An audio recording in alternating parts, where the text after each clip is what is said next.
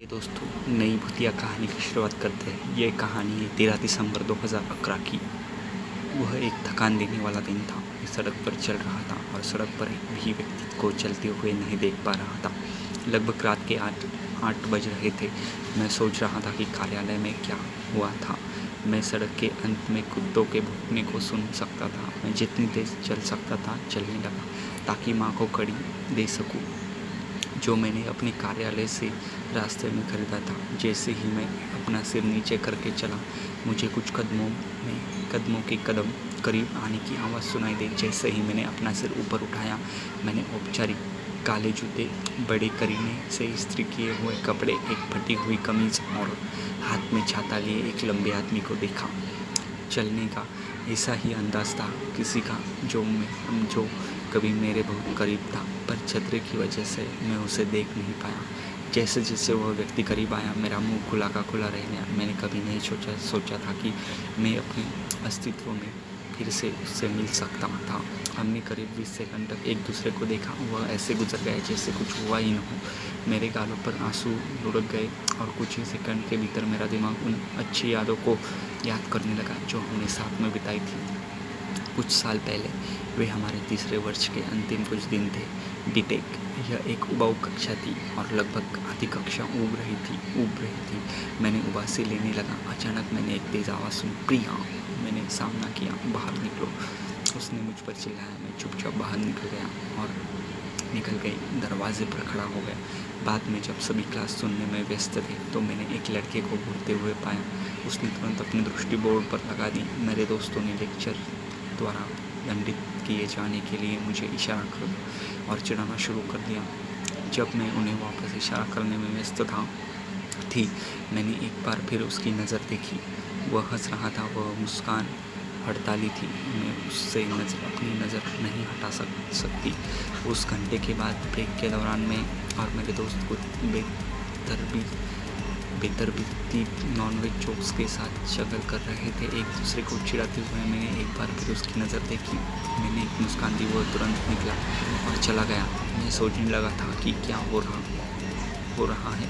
अगले दिन मैं कक्षा के लिए थोड़ा जल्दी था, इसलिए मैंने मोबाइल को डेस्क के नीचे छिपाकर इस्तेमाल करना शुरू कर दिया। अचानक कोई मेरे पास आकर बैठा। मैंने धीरे से अपना सिर ऊपर उठाया। वही था। मैं अपने दिल की धड़कन सुन सकता था। मैंने नाटक किया जैसे कि मैंने अपने काम में व्यस्त हो। उसकी पूरी कक्षा में हमने एक भी शब्द नहीं बोला। हम सब परीक्षा की तैयारी में लगे थे। मुझे आभास हो गया था कि कुछ गड़बड़ है। मुझे उसके लिए भावनाएं मिलने लगी। हम दोनों ही उस दौर से गुजरने के लिए तैयार नहीं थे और हम यह जानते थे कि भविष्य में काम नहीं करेगा। जो कुछ भी हो रहा था उस पर मैंने प्रतिक्रिया देना बंद कर दिया था। हालांकि कुछ भावनाएं ऐसी होती है जिन्हें किसी के साथ साझा नहीं किया जा सकता है। आप नहीं जानते कि यह सही है या गलत, और आप नहीं जानते कि आपको प्रवाह के साथ जाना चाहिए या नहीं। मैं अपनी भावनाओं से उलझने में हूँ और इस तथ्य के साथ कि ऐसा नहीं होने वाला थे। मेरे दिमाग में लाखों विचार चल रहे हैं। क्या होगा अगर वह ऐसा ही महसूस करता हो? क्या होगा अगर यह काम करेगा? क्या होगा अगर उसके दिमाग में यह सब नहीं है? क्या होगा अगर मेरे दोस्त मुझे जज करते हैं? क्या होगा अगर मैंने अपने विचारों को थामने के बारे में सोचा लेकिन मैं नहीं कर सकी। मैंने कभी भी अपने किसी भी दोस्त को उसके बारे में एक शब्द भी साझा नहीं किया, लेकिन तब मुझे एहसास हुआ कि यह सब कल्पना करने से मुश्किल से कोई फर्क पड़ता है। मैंने अपना करियर चुना। 13 दिसंबर 2011। मैं अपने होश में वापस आया। मैंने कुछ देर के लिए अपनी यादों को याद करते हुए रुक गई थी। मैंने उसको और चलने लगा था। देखो चंदू, रुको। वो कोई जवाब नहीं दे रहा था। गली में सन्नाटा था क्योंकि काला आकाश उस पर रो रहा था। मैं अभी भी उस गली के अंत में कुत्तों के भौंकने को सुन सकता था। स्ट्रीट लाइट टिमटिमाने लगी थी। मुझे ठंडी हवा का एहसास हुआ और बूंदाबांदी होने लगी। तेज हवा के झोंकों से सड़क के किनारे छोटे छोटे हरे पेड़ और झाड़ियाँ हिलने लगी। चंदू जरा रुकिए। अचानक एक कुत्ता आ गया रोना और कहा, कराहना। मैं दूर से मुख्य सड़क पर कुछ वाहनों की आवाज़ सुन सकता। चंदू रुको, वो वास्तव में तेज था। मैंने पीछे से एक और कदम की आवाज़ सुनी, जोर जोर से हो गया। मुझे लगा कि कोई पास में है।